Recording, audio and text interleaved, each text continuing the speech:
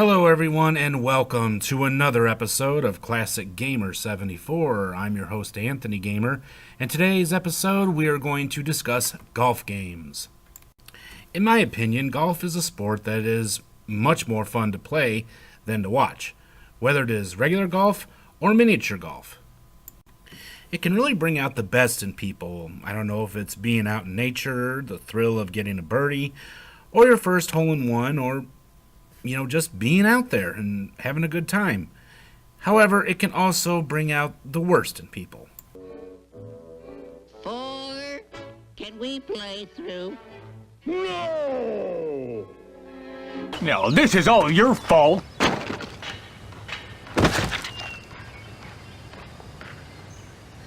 Golf is just a sport that was perfect for video games, whether they're serious or silly.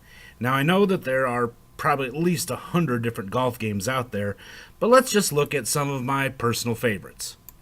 Alright, the first game we're going to talk about today is Computer Golf from 1978, programmed by Sam Overton for the Odyssey 2.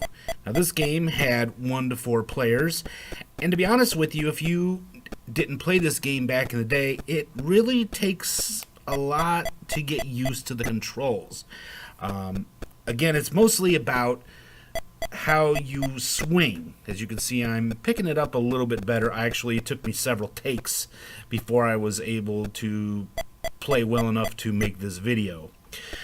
But anyway, it's quite a fun game, and again, you just kind of got to see how I'm practicing and trying to figure out which direction the club's going to go. This was corrected in later video games, but for the time period when this game came out, this was about all you were able to get. One of the fun things about this game is when the golfer accidentally runs into a tree, he gets mad and swings the club angrily into the ground and yells and probably curses in computer talk. Alright, next up we have Golf, or Atari Golf, from 1980 for the Atari 2600, and this was programmed by Tom Rudedal. Now, if this looks kind of familiar to you, it should, because it kind of runs on the same engine as Computer Golf. This is also kind of a difficult game, as you kind of have to really experiment a lot to get the golfer and the swing of the club in the proper place to hit the ball correctly where you want it to go. But it is described how to do it in very good detail in the instruction manual.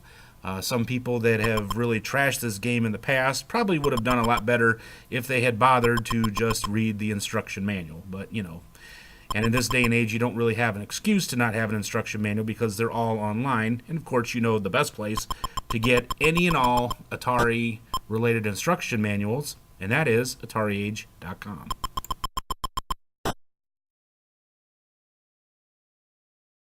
And next up from 1980, we have PGA Golf for the Intellivision.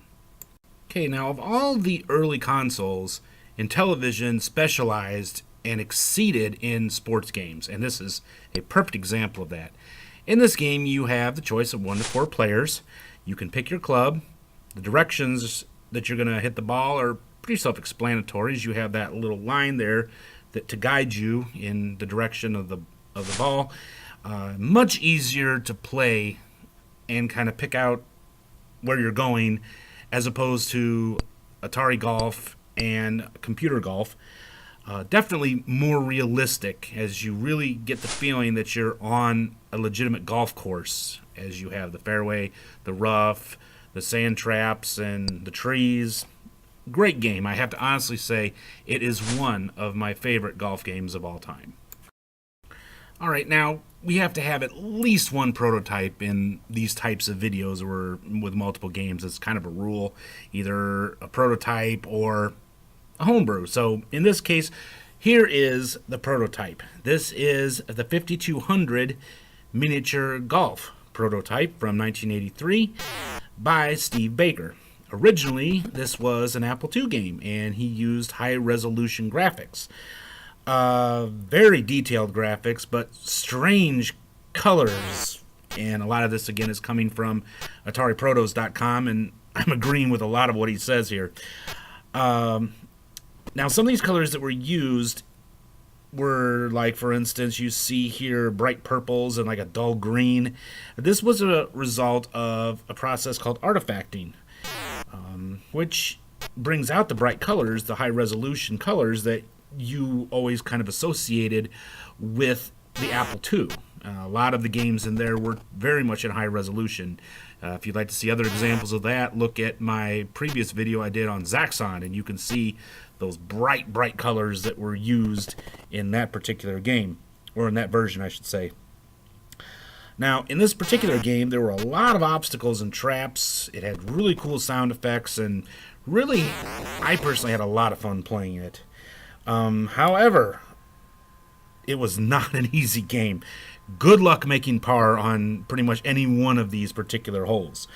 And of course, now the big question is, why was this game not released? Well, unfortunately, Atari didn't like the colors, or they thought the bright colors were not enough to sell the game. As many of you old school game players know, the 5200 was not exactly a big success, and at this particular point in 1983 and 84, the crash was just around the corner.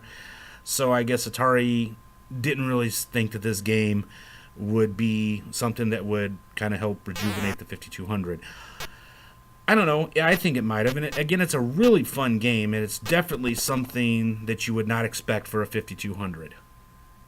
All right, now let's head into the 8-bit world, and here we have NES Golf from 1985.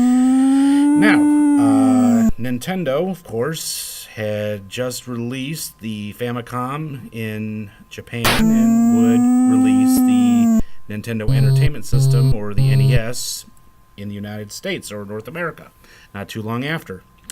Now, this was the first golf game that used the power and accuracy bar. Now, some people have said that they think that character is actually secretly Mario, but others have said that they think it's actually a tribute to the game's programmer. Alright, and heading back to Atari, we have Mean 18 Ultimate Golf from 1989 for the Atari 7800. Now, in this particular game, you have really the choice of only one golfer and one golf course.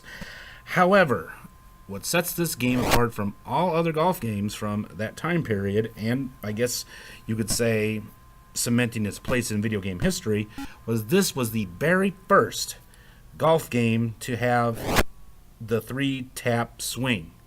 So, hit it to go, hit your strength, hit your power, and tap it again for your accuracy. So, which pretty much has become the standard for all golf video games made after that.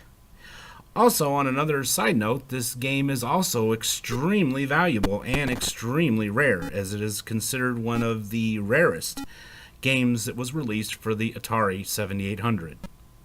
Alright, and next up we have World Leaderboard Golf. This was programmed by Bruce Carver from Access Software, and it was released in 1989.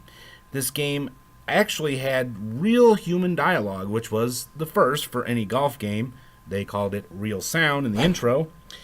And you had, of course, an announcer that would sometimes praise you or talk about you, depending on how you did. You had the crowd that would cheer or go, "Aw," when you messed up. And all this action happened at the Cypress Creek Golf Course. Now, this type of game used what you call the 2-tap swing, is you would tap, hold for power, and then tap again for accuracy. This actually was probably the very first golf game I ever played, and I've enjoyed it ever since. And next we have NES Open Golf Tournament from 1991. This was made towards the end of the regular NES's life, and this game was actually released in Japan for the Famicom in a few years before that. This is the first golf game to have Mario and Luigi. Now, Princess Peach, or as she was known by the less marketable name Princess Toadstool, and Princess Daisy are your caddies, and they offer advice from time to time. It kind of uses the same engine as the NES golf game with more animation. You have 3 courses to choose from, one from the US, one from the UK, and one from Japan. You have tournaments, and this also uses the 3-tap swing method. Alright, and next up we have Jack Nicklaus Turbo Golf from 1991 for the TurboGrafx 16. Now in this game, which also utilizes the 3-tap swing method, you are playing at the Australian Golf Club. Now this game unfortunately was criticized by a lot of people, critics and fans alike, and even for myself, for the slow reanimation of the screen after you hit the ball and then the screen reanimates. You can see that right there, how it's doing that, and it's kind of slow, which again is something you would really not think would happen on a console, much less one that claims to be 16 bits. However, I will say in defense of this game that there were lots of opportunities for you to practice and learn how to play. You can practice the particular hole that you're going to be playing at. You can practice putting, and they have a driving range for you to go to as well. And even the man himself, Jack Nicklaus, gives you some helpful hints before each hole. So even though the graphics themselves were less than stellar, this is still a pretty cool golf game.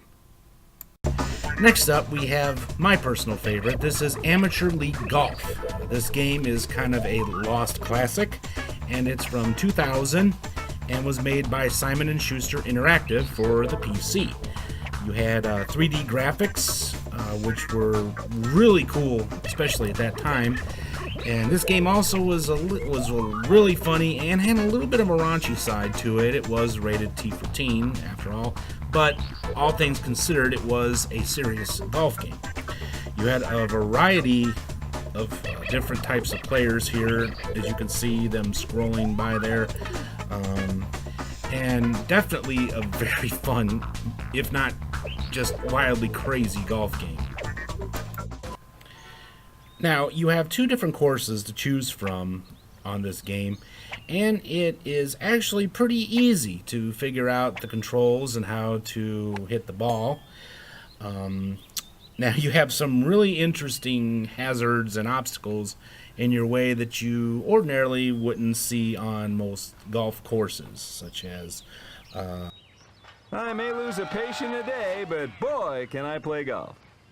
Now, the golfers love to celebrate when they get a great shot or they do very well, but they also sometimes get really upset if they don't do well and their accuracy starts to slide and they get really upset. Now, there's only one way to calm them down and get their game back on. And that is to beat up the caddy. Pick that and that.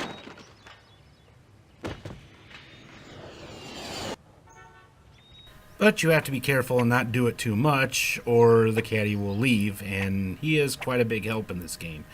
This also can be a really long game, as it is 18 holes, but it is well worth the time you put in playing. And yet again, I'm distracted by the alluring scent of Deborah Winger. Looks like you need a little elbow grease.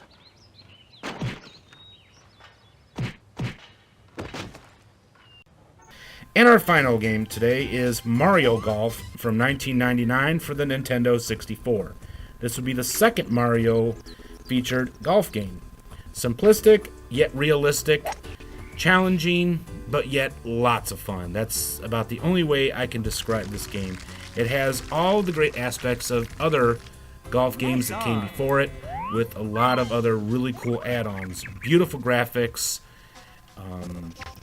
cool sound effects, something you would expect from the world of Nintendo.